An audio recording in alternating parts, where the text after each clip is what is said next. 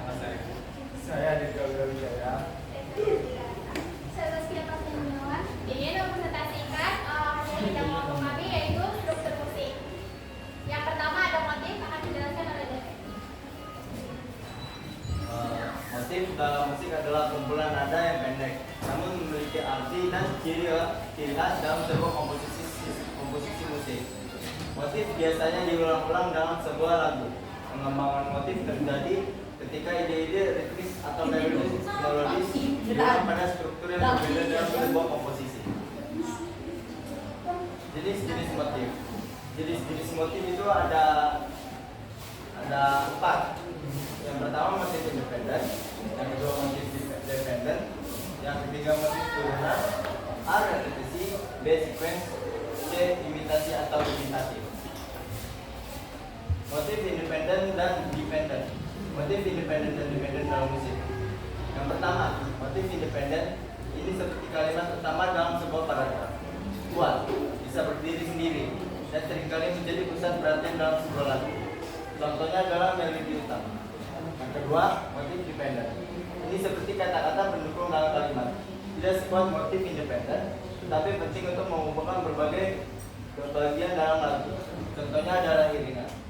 Motif independen adalah bintang lagu. Sedangkan motif dependen adalah pemain, pendukung, yang membuat lagu menjadi lebih menarik. Contoh sederhana, bayangkan lagu Twinkle Twinkle Little Star. Melodi Twinkle Twinkle Little Star adalah motif independen yang sangat mudah dikenali. Sementara itu, iringan yang menyertai adalah motif dependen yang mendukung melodi utama. Yang contoh motif independen dan dependen akan dijelaskan oleh Aura. Contoh motif independen dan dependen. Motif independen dia bisa berdiri sendiri. Kalau motif dependen dia tidak sekuat seperti independen karena dia harus bergantung pada melodi. Motif turunan. Motif turunan adalah motif yang diturunkan dari tema sebelumnya atau kadang-kadang mengantisipasi kedatangan tema setelahnya. Motif turunan ini banyak dijumpai dalam karya-karya besar simfoni. Motif tirur diproduksi melalui suatu proses fragmentasi yang terjadi dari sebuah koral kurta yang diekstrakan untuk melakukan perluasan. Ada 3 ciri perlakuan motif yang sering dijumpai, terlihat serupa namun sebenarnya berbeda. Yang pertama ada repetisi. Repetisi adalah pengulangan suatu bagian atau potongan dalam suara yang sama dan tingkat ketinggian suara yang sama. Contohnya seperti ini, dia bagian atau potongan suaranya sama dan tingkat ketinggiannya sama. Yang kedua ada sequence. Sequence adalah pengulangan suatu bagian atau potongan dalam suara yang sama tetapi berbeda tingkat ketinggian suaranya.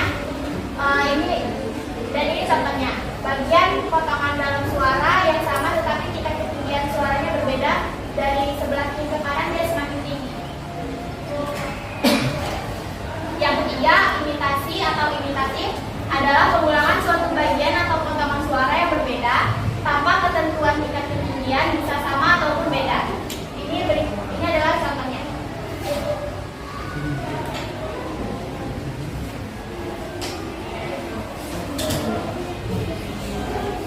Dua, tema. Tema adalah konteks musik merupakan ide sentral yang mengandung unsur-unsur musikal utama dalam suatu komposisi. Tema tersebut memerlukan tahap pengembangan lebih lanjut sebelum mencapai keutuhannya dalam suatu karya. Sebuah komposisi tidak terbatas pada satu tema pokok saja. Sebaliknya, dapat memilih lebih dari satu tema yang masing-masing mengalami proses pengembangan. Proses ini memungkinkan terbentuknya suatu keseluruhan komposisi yang kompleks, di mana berbagai tema saling melengkapi dan memberikan dimensi yang kaya pada pengalaman pendengarkan. Kalimat atau kata dalam konteks memiliki peran yang penting dalam menentukan dan diubah jadi kalimat dari bahasa yang diakui arah harmoni menjadi lebih dinamis dan tidak dipahami.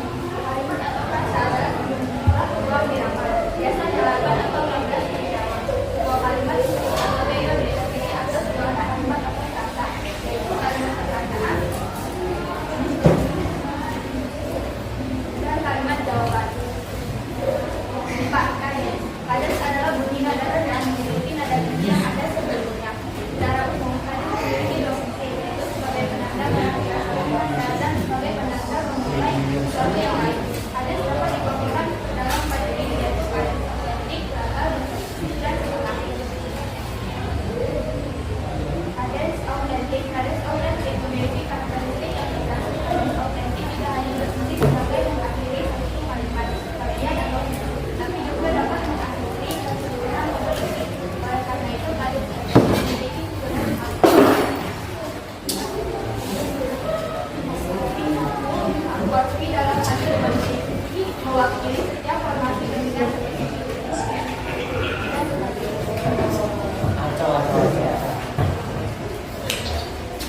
Yang pertama ada kadens autentik sempurna.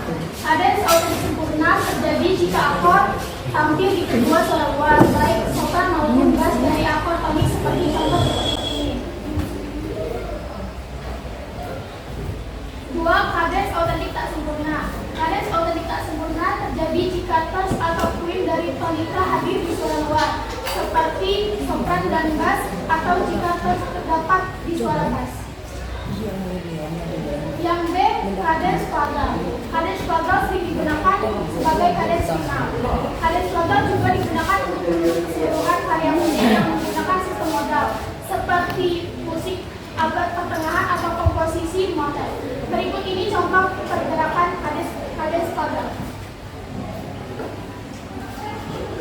Akord 6 atau dari akord ke 5 filharmoni apapun yang tidak terduga kehadirannya. Jenis kadens ini memiliki kecenderungan menipu. Pendengar mengharap akord berikut sebagai solusi yang tegas, namun dalam kenyataannya menuju akord-akord lain yang berada di luar dugaan pendengar. Berikut ini contoh kadens desertif.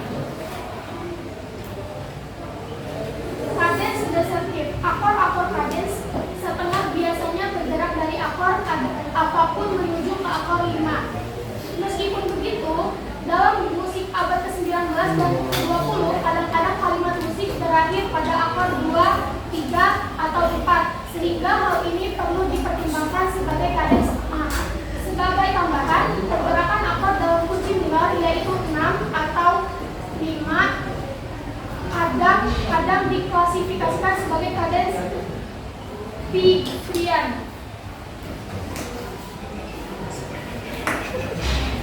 Mungkin itu saja yang dapat kami sampaikan. Adakah pertanyaan? Izin bertanya, perkenalkan nama saya Ramadhan Agustin dari Kelompok 4. Apa saja disebutkan jenis-jenis motif? Ada lagi yang mau bertanya?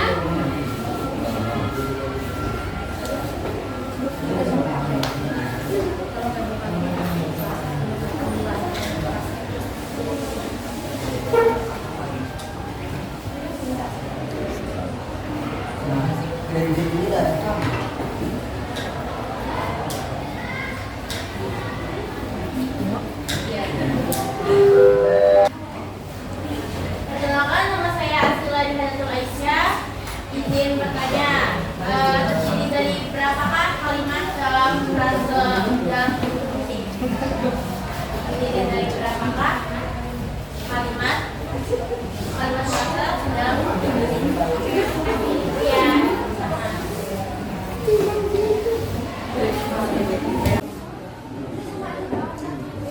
Adakah yang ingin bertanya lagi? Sudah. Cukup. Sudah. Cukup. Baik, saya akan menjawab pertanyaan dari kelompok 4.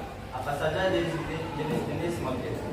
Yang pertama motif spontan, yang kedua figures, dan yang ketiga melodi. Apakah itu cukup membantu?